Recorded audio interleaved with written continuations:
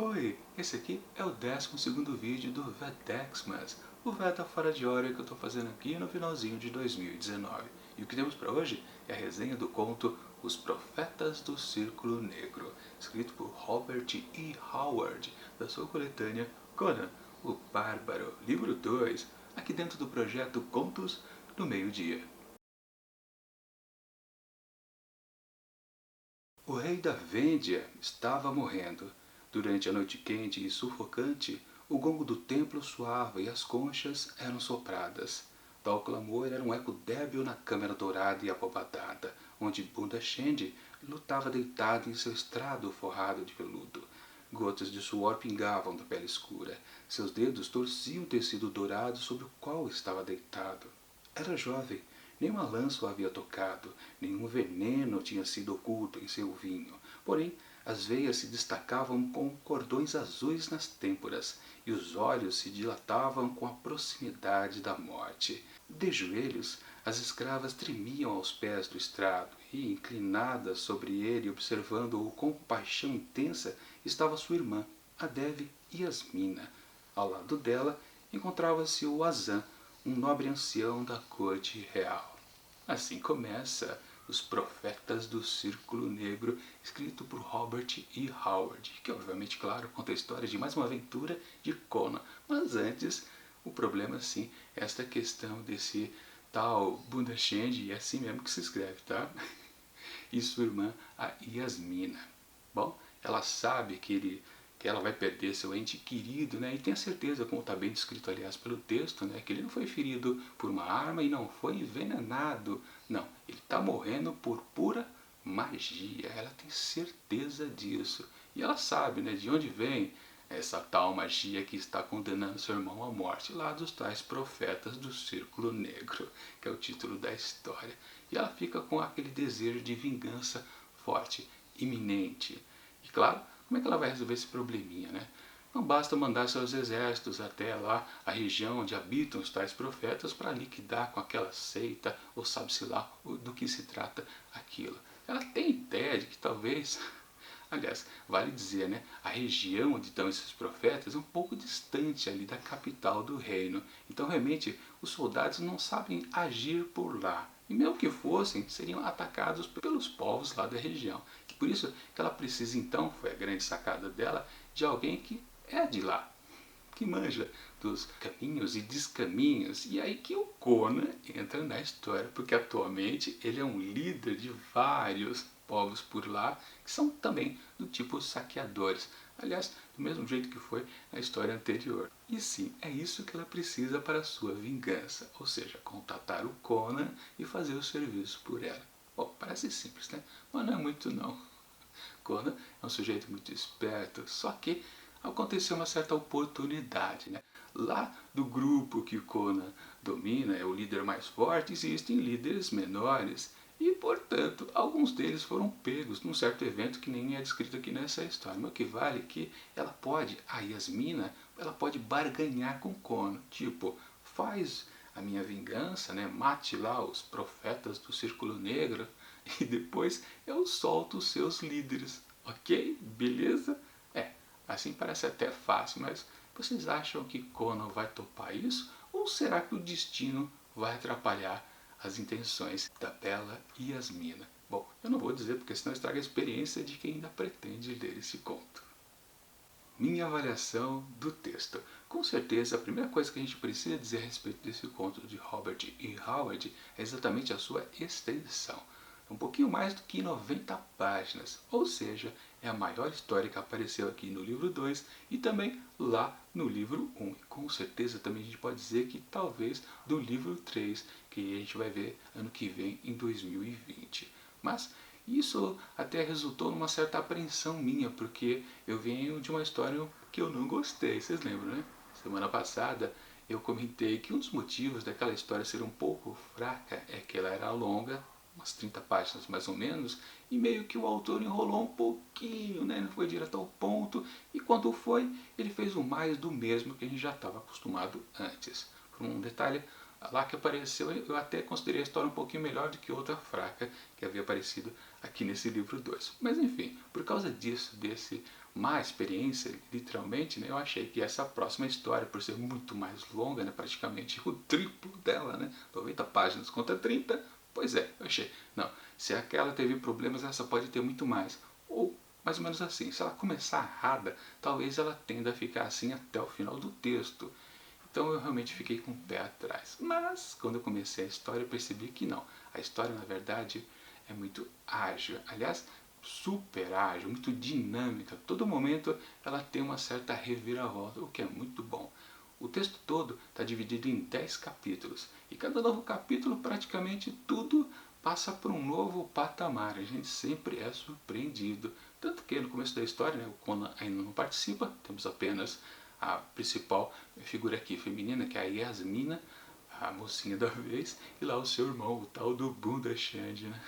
Enfim, temos então que a história é sobre vingança. Só que também a gente percebe depois de um certo tempo, alguns capítulos, que cadê a vingança? A vingança meio que ficou meio esquecida, né? Porque o que vale é a aventura, a parte aventuresca, literalmente, né? Do personagem Conan, mais a mocinha da vez, a Yasmina.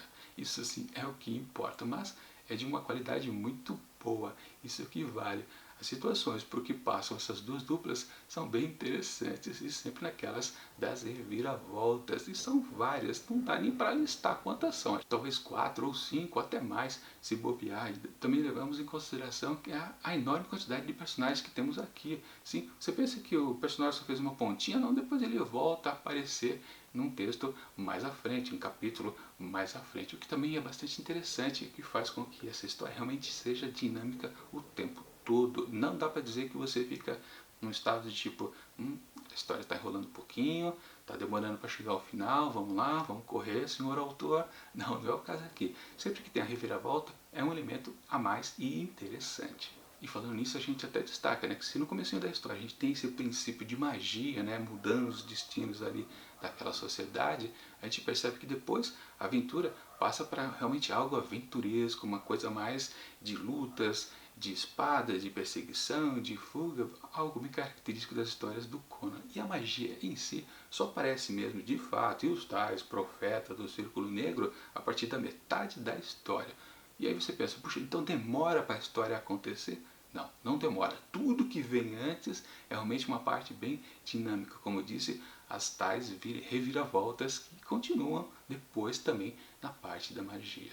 Claro, o final da história é algo típico das histórias do Conan, não tem nada de diferente. Se você já leu os outros contos, você já sabe como vai terminar, tanto por lado do Conan, como por lado da mocinha, como por lado dos inimigos, aliados e demais outros participantes. É tudo do mesmo, só que de uma maneira muito melhor do que aconteceu na outra história. Lembra, o outro conto passado, eu falei que aquilo estava rolando mais num tonzinho de clichê. Aqui, mesmo que tudo a gente já conheça, está muito bem escrito, que valoriza bastante a qualidade do texto. Sempre é assim, né? Você tem que criar coisitas novas para a história ficar interessante.